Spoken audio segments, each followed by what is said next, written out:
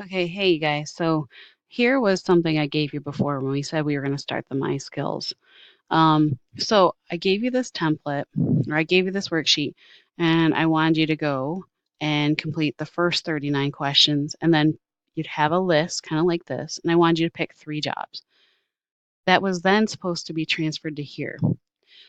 I know that for some of you this seems like busy work, but I wanted to have you see what things kind of changed. So with this area here, you would go and write down 3 jobs after you've completed the first 39 questions. Then, as you can see over here, it would have said answer more questions in a blue box. Mine says review my answers because I have 116, all of them done.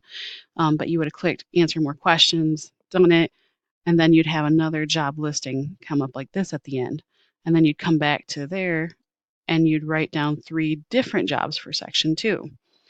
Now, then you'd come back to here again, answer some more questions, and there is a good possibility that some of the jobs that are on this list, you know, at section 2 are still the same at section 3. But I was saying I want you to write down some jobs because eventually that gets moved over into your career exploration project presentation as well.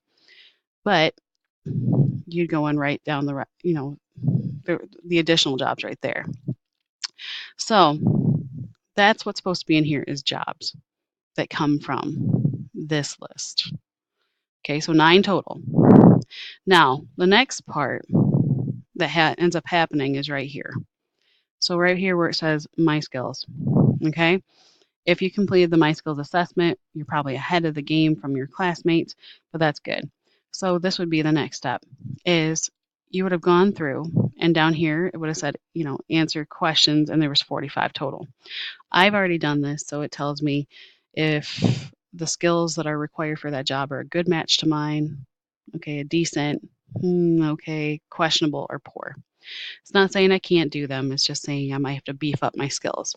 But what I'm asking for you guys to do with this one is to write down three skills that came up on some of your jobs in your list that you had given a green to, so the things that you were saying you were good at.